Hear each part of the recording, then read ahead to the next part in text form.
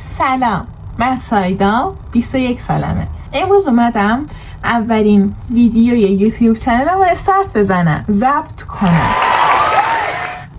میخوام توش به این سوال جواب بدم. من 1 ماه پیش، شایدم بیشتر، شروع کردم که پیج اینستام استارت بزنم، فعال کنم. اسم فلوسایدا رو براش انتخاب کردم، همین اسمی که واسه یوتیوب چنلم هم انتخاب کردم. چرا فلوسایدا؟ چون که دلم میخواست یه جورایی برشتم ربط داشته باشه، ولی همچینم روی یه چیز متمرکز نباشه. احساس کردم فلوسایدا بهترین گزینه است و برای همین اسم شد فلوسایدا. من عاشق تجربه کردنم، همه چیز، ورزش مختلف، هنرهای مختلف و از بچگی تا الان فکر میکنم خیلی از هنر رو امتحان کردم، خیلیشون رو بلدم.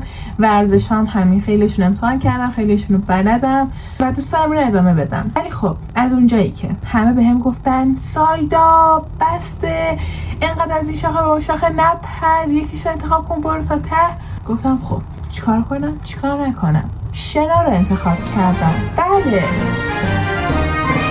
من از بچگی شنا رو انجام میدادم تا پیش رفتم جلو، ولی خورد به کنکورم، بعدش هم کرونا و بعدش تنبلی خودم یه 7-8 سال شد که دیگه نرفتم و ادامه ندادم تا پارسال دوباره استارت شنا رو زدم و الان تقریبا یک ساله که دارم حرفه‌ای ادامه میدم و دارم خودم آماده میکنم واسه ناجی و مربیگری که خب آماده بودم تا قبل از این تعطیلی‌ها. الان نمیدونم، ولی خب هنوز آزمونش رو ندادم، یعنی نتونستم ثبت نام کنم که آزمون رو شرکت کنم، ببینم قبول میشم نمیشم.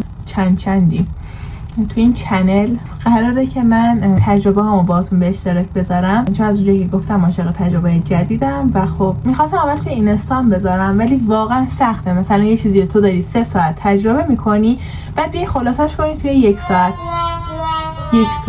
توی 1 دقیقه 60 ثانیه، اصلا نمیشه.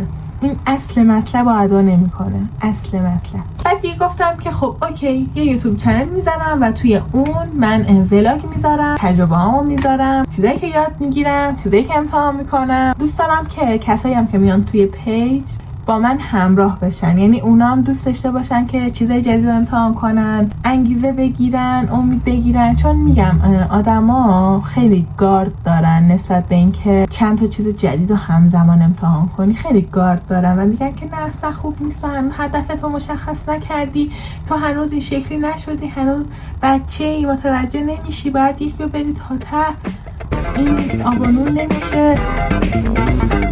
من میخوام جلوی اینا رو بگیرم توی ذهنتون، حداقل بگم که آقا همچین بدم نیستش که آدم همه چی امتحان کنه. واسه چی آدم وقتی دوست داره چند تا چیز مختلف رو امتحان کنه، امتحان نکنه، بگه چون آقا من چون دارم شنا رو ادامه میدم پس برای همین نقاشی رو امتحان نمی کنم چون نمیرسم. چرا میرسی؟ تو داری شنا رو ادامه میدی، تایم خالی داری، جای اینکه الان بری تو گوشی باشی، جای اینکه الکی لش کنی تو خونه، میری یه نقاشی رو امتحان میکنی. حالا حتما قرار نیست که اونم تا تهش بری، که فقط میری که امتحانش کنی. مثلا یه هفته مثلا این نقاشی رو انجام بدم ببینم دوست دارم یا نه. یه هفته مثلا برم، یه هفته که نمیشه، مثلا قالی بافی یه ماه برم ببینم چی در میاد، خوشم میاد، خوشم نمیاد. همینطور هم واسه ورزش‌ها به نظر من آدم باید همین چی امتحان کنه. و به اینجور افراد یه اصطلاحی داشت میگفتن و من هیچی یادم نمیاد ازش، اصطلاح انگلیسی، حالا اگه یادم اومد این زیر میذارم.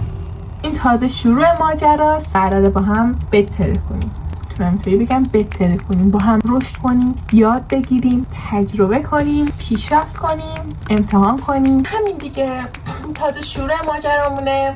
اگه دوست داری توی این مسیر همراه باشی، سابسکرایب، فالو، کامنت، نره. فعلا